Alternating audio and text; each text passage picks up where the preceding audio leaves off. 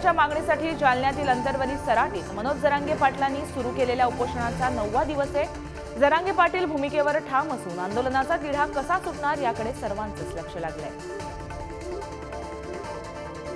मराठा आरक्षणाच्या मुद्द्यावर ठाम भूमिका घेत मनोज जरांगे पाटलांचं गेल्या 8 दिवसापासून उपोषण सुरू आहे।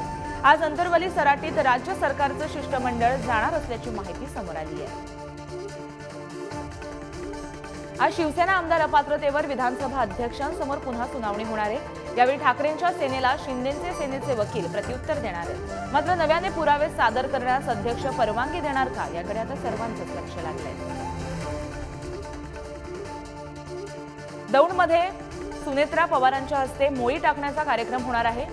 माळेगावमध्ये अजित पवारांना विरोध केल्यानंतर सुनेत्रा पवारांच्या हस्ते हा कार्यक्रम होणार आहे। सुनेत्रा पवार बारामतीतून लढण्याच्या चर्चेमुळे या कार्यक्रमाला आणखी महत्त्व आलंय। भाजप नेते माजी खासदार निलेश राणे हे आज रत्नागिरी दौऱ्यावर जाणार आहेत। नाराजी नाट्यानंतर ते पहिल्यांदाच रत्नागिरीत जाणार आहेत। मनोज जरांगे पाटलांच्या सरसकट मराठ्यांना कुणबी म्हणून ओबीसी प्रमाणपत्र देण्यात यावं ही भूमिका मान्य नाही असं वक्तव्य भाजपा ओबीसी मोर्चाचे प्रदेशाध्यक्ष संजय गातेंनी केलेली आहे। मराठा आरक्षणावर तोडगा काढण्यासाठी विधिमंडळाचं विशेष अधिवेशन बोलवा अशी मागणी खासदार धैर्यशील मानेंनी मुख्यमंत्री एकनाथ शिंदे यांच्याकडे निवेदनाद्वारे केली आहे। बीडमध्ये गेल्या 2 दिवसांपासून इंटरनेट सेवा बंद असल्यानं कोट्यवधींचे व्यवहार ठप्प झालेत। शासकीय कर्मचाऱ्यांचे पगार आणि पेन्शन सुद्धा यामुळे रखडली।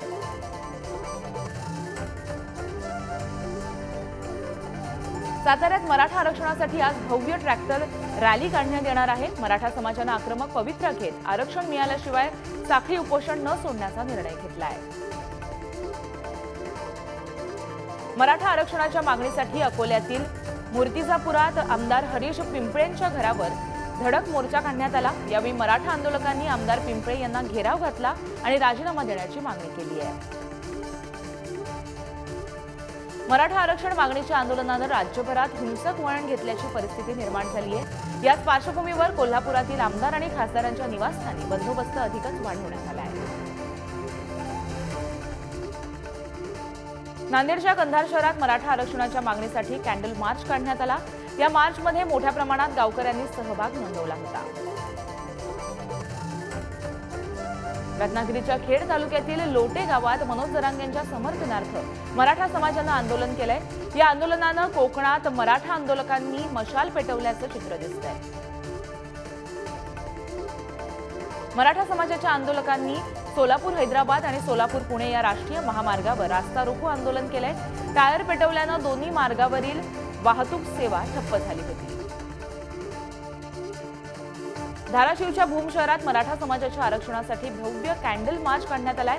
यामध्ये भूम शहरातील तालुक्यातील मराठा बांधवांनी मोठ्या संख्येनं यामध्ये सहभाग नोंदवला होता। मुंबईत झालेल्या सर्वपक्षीय बैठकीत योग्य निर्णय न झाल्यास मराठा समाज आक्रमक झालाय। छत्रपती संभाजीनगरातील नागपूर मुंबई महामार्गावर बैठकीतील ठरावाच्या प्रती जाळून सरकारविरोधात जोरदार घोषणाबाजी करण्यात आली आहे। मावळ तालुक्यातील घुणेश्वेत गावातील मुलीनं मराठा आरक्षणाच्या मागणीसाठी उपोषणाला बसलेल्या जरांगे पाटलांची रांगोळीतून प्रतिकृती साकारली आहे। ही रांगोळी पाहण्यासाठी पंचक्रोशीतील नागरिक मोठी गर्दी करत आहेत। हिंगोलीच्या जवळा बाजार परिसरात करंजाळा गावात मराठा आरक्षणासाठी कॅन्डल मार्च काढण्यात आलाय। सकल मराठा समाजाच्या वतीनं काढलेल्या या मार्चमध्ये गावातील सर्व समाज बांधव सहभागी झाले होते। मावळच्या टाकवे गावात मनोज जरांगे पाटलांच्या समर्थनार्थ सकल मराठा समाजाच्या वतीनं मशाल मोर्चा काढण्यात आलाय। यावेळी मराठा बांधवांनी सरकारच्या विरोधात जोरदार घोषणाबाजी करत आरक्षणाची मागणी केली आहे। राज्यभर मराठा आरक्षणाच्या मागणीसाठी आंदोलन सुरूच आहे। मराठवाड्यात या आंदोलनाला हिंसक वळण आलंय। यामुळे पुण्यातून मराठवाड्यात जाणाऱ्या बस सेवा गेल्या 2 दिवसांपासून बंद आहेत। मराठा आरक्षणासाठी अहमदनगरच्या तहसील कार्यालयासमोर उपोषणाला बसलेल्या 4 जणांची प्रकृती खालावली आहे। या 4 उपोषणकर्त्यांवरती उपोषणस्थळी उपचार करण्यात आले आहेत। मावळ तालुक्यातील अंतर मावळच्या नागाथाली या गावामध्ये मराठा आरक्षणाच्या मागणीसाठी कॅन्डल मार्च काढण्यात आला। यावेळी मनोज जरांगे पाटलांना समर्थन देण्यासाठी गावकऱ्यांनी मोठ्या संख्येने सहभाग नोंदवला होता. मराठा आरक्षणाच्या मागणीसाठी वर्ध्यातील पुलगावात कॅन्डल मार्च काढण्यात आलाय. यावेळी सकल मराठा समाजाच्या वतीनं मनोज जरांगे पाटलांच्या आंदोलनाला पाठिंबा देण्यात आला आहे. मराठा आरक्षणासाठी सर्वपक्षीय बैठक घेण्यात आली आहे. यामध्ये आरक्षणाबाबत कुठलाही ठोस निर्णय न झाल्यानं नगरमध्ये मराठा समाज आक्रमक झालाय. तहसील कार्यालयासमोर सर्वपक्षीय ठरावातील निर्णयाची होळी करण्यात आली आहे. जालना जिल्ह्यात आजपासून 2 दिवस दारू दुकानं बंद ठेवण्याचे आदेश देण्यात आले. मराठा आरक्षणाच्या पार्श्वभूमीवर कायदा आणि सुव्यवस्थेचा प्रश्न निर्माण न होण्यासाठी हा निर्णय घेण्यात आला.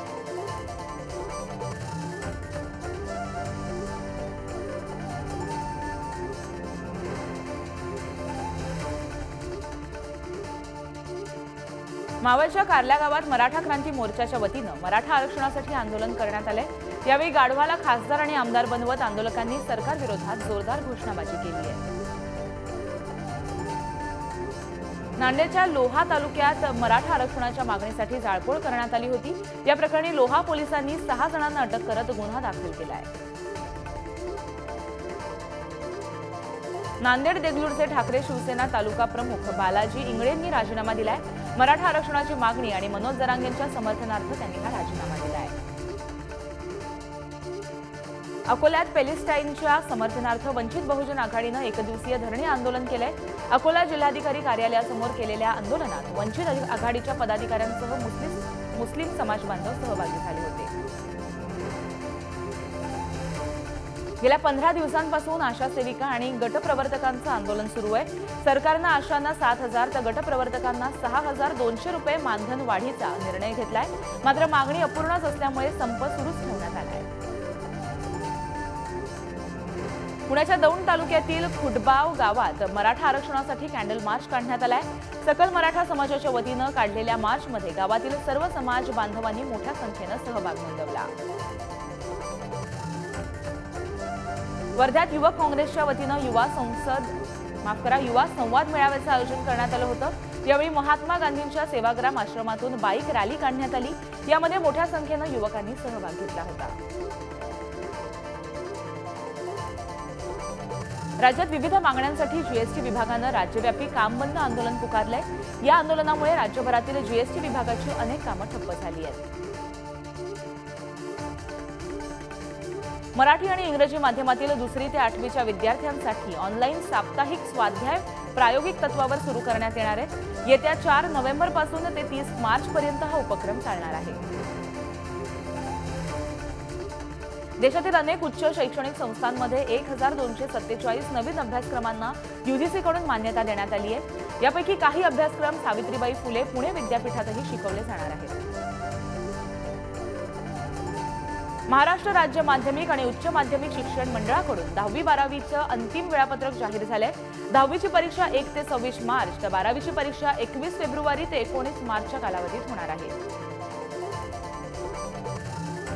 डॉक्टर बाबासाहेब आंबेडकर मराठवाडा विद्यापीठाच्या महाविद्यालयांना आणि शाळांना दिवाळीच्या सुट्ट्या जाहीर करण्यात आल्या.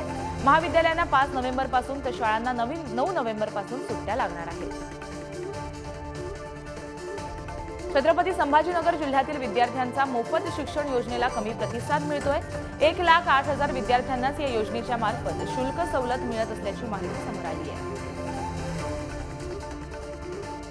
पिंपरी चिंचवड बाल भिकारी मुक्त शहर करण्यासाठी हॅपी स्कूलची संकल्पना राबवण्यात येते.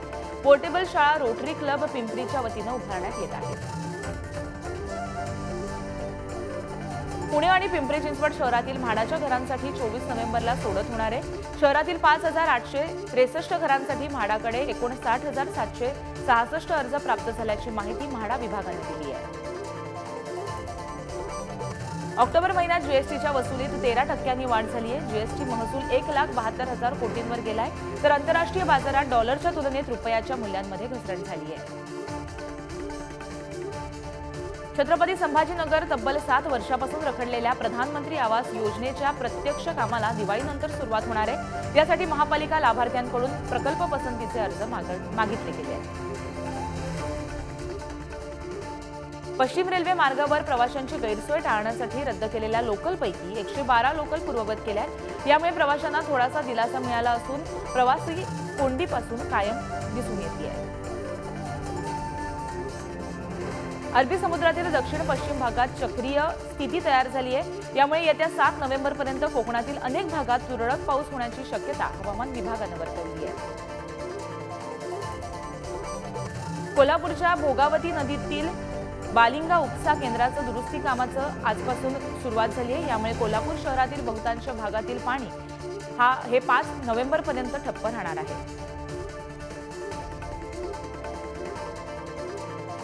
ऐन दिवाळीमध्ये पुणे नाशिककरांवरती पाणी कपातीचं संकट आलंय, तर मुंबई पूर्व आणि शहर परिसरातील गुरुवारी जलवाहिनीच्या दुरुस्तीमुळे काम असल्यामुळे पाणी पुरवठा बंद राहणार आहे। गेल्या 2 दिवसात कांद्याच्या दरामध्ये सरासरी 725 रुपयांची घसरण झाली आहे। नाशिकच्या लासलगाव बाजार समितीत दररोज 1 लाख क्विंटल कांद्याची आवक होतीये। कांदा दरात घसरण झाल्यानं शेतकऱ्यांना गेल्या 5 दिवसात 36 कोटींचा तोटा झाला आहे। राज्यात खरीप हंगामात पीक विमा नुकसानीचे 1326 कोटी रुपये शेतकऱ्यांना दिवाळीनंतर मिळण्याची शक्यता आहे। यामुळे 17 जिल्ह्यातील 24,47,000 शेतकऱ्यांना दिलासा मिळणार आहे। पुण्याच्या जुन्नर भागातील विघ्नहर साखर कारखान्याचा 38वा गळीत हंगामाचा शुभारंभ करण्यात आला। राजकीय नेत्यांना गावबंदी असल्यामुळे मराठा आंदोलकांकडून गळीत हंगामाचा शुभारंभ करण्यात आला आहे। शासनाने ठरवल्याप्रमाणे गाय दूध दराचा किमान हमीभाव आणि गोकुळ दूध संघाच्या खरेदी दरात फरक आहे। फरकानं जिल्ह्यातील दूध उत्पादक चिंतेत सापडलाय। यामुळे गायीच्या दूध दरामध्ये वाढ करण्याची मागणी ठाकरेंच्या शिवसेनेनं केली आहे। कोल्हापूर शहरातील 100 कोटींच्या रस्त्यांसाठी महापालिकेनं निविदा मंजूर केली आहे। एव्हरेस्ट कंपनीनं रस्ते कामांसाठी महापालिकेला पत्र देत काम करण्यास तयारी दाखवली आहे। त्यामुळे हे रस्ते विकासाला दिवाळीत मुहूर्त निघणार आहे। लातूरच्या अहमदपूर अंबेजोगाई रोडवर कोपरा येथील नवीन पुलावरून वाहतूक सुरू करण्यासाठी वाहनधारकांनी मागणी केली आहे। 1.5 वर्षापासून पुलाचं बांधकाम करण्यात आलं, मात्र वाहतूक सुरू न केल्यामुळे वाहनधारकांनी पर्यायी रस्त्याचा वापर करत वाहतूक सुरू ठेवली आहे। पिंपरी चिंचवड महापालिकेकडून घंटागाडी कर्मचाऱ्यांना 30,000चा दिवाळी बोनस जाहीर करण्यात आलाय। 293 कर्मचाऱ्यांसाठी 87,90,000 रुपये खर्चाचा आयुक्तांनी परवानगी दिली आहे। डोंबिवलीत चंद्रशेखर बावनकुळेंनी केलेल्या वक्तव्यानंतर नवी मुंबई विमानतळाच्या नामकरणाचा विषय पुन्हा चर्चेत आलाय। हिवाळी अधिवेशनात नवी मुंबई विमानतळाला दिबा पाटील यांचं नाव देऊन नामकरणाचा विषय मार्गी लावण्याची मागणी आमदार राजू पाटलांनी केली आहे। ड्रग्ज माफिया ललित पाटील आणि त्याच्या साथीदारांना मंगळवारपर्यंत पोलीस कोठडी मिळाली आहे। पुणे पोलिसांनी बुधवारी ललितसह त्याच्या साथीदारांना न्यायालयात हजर केलं होतं। न्यायालयानं या तिघांनाही 7 नोव्हेंबरपर्यंत पोलीस कोठडी सुनावली आहे। पिंपरी चिंचवड महापालिकेचे आयुक्त शेखर सिंह परदेशात अभ्यास दौऱ्यासाठी गेले आहेत। आयुक्त उपस्थित नसल्यामुळे महापालिकेतील अधिकारी निवांत झाले असून दुपारनंतर तुरळक उपस्थिती दिसून येते।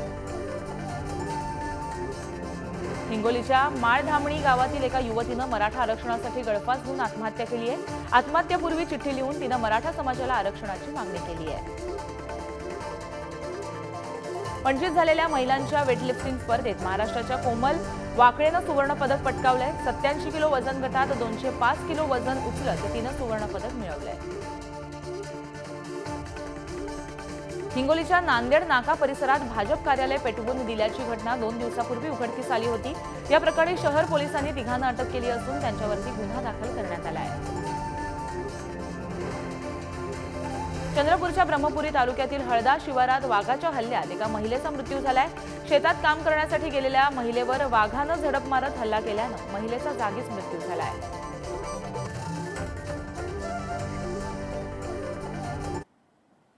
बॉलिवूडचा किंग खान अर्थात शाहरुख खानचा आज 98वा वाढदिवस आहे। शाहरुखवर जगभरातून शुभेच्छांचा वर्षाव होतोय, तर मन्नत बाहेरील चाहत्यांची मध्यरात्रीपासून मोठी गर्दी पाहायला मिळते। गॅलरीत येऊन शाहरुखनं शुभेच्छांना स्वीकार केलाय, तर ट्विट करून चाहत्यांचे आभार देखील मानले। शाहरुखनं एकापेक्षा एक हिट सिनेमे देऊन बॉलिवूडवर आणि चाहत्यांच्या मनामध्ये राज्य केलंय। त्यानं 3 दशकापासून अधिक काळ बॉलिवूडवर राज्य केलंय।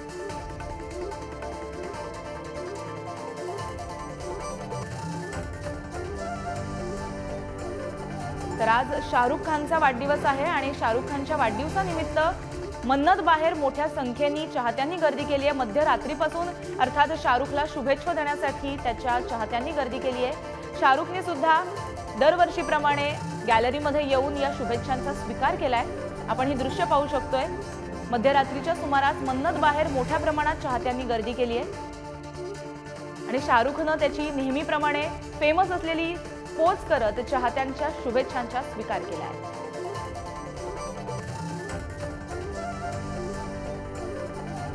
बॉलिवूडचा किंग खान शाहरुख खानचा आज 58वा वाढदिवस आहे आणि आजच्या या दिवशी दरवर्षीप्रमाणे मध्यरात्री चाहते त्याच्या मन्नत या घराबाहेर गर्दी करत असतात आणि त्याला शुभेच्छा देत असतात, त्याची भेट घेत असतात। दरवर्षीप्रमाणे याही वर्षी शाहरुखनं मध्यरात्री संपूर्ण चाहत्यांच्या मिळालेल्या शुभेच्छांचा स्वीकार केला। या बातमीसह बुलेटिनमध्ये वेळ झाली इथेच थांबण्याची, मात्र बातम्यांचा ओघ असाच सुरू राहणार आहे। तुम्ही कुठेही जाऊ नका, पाहत राहा पुढारी न्यूज।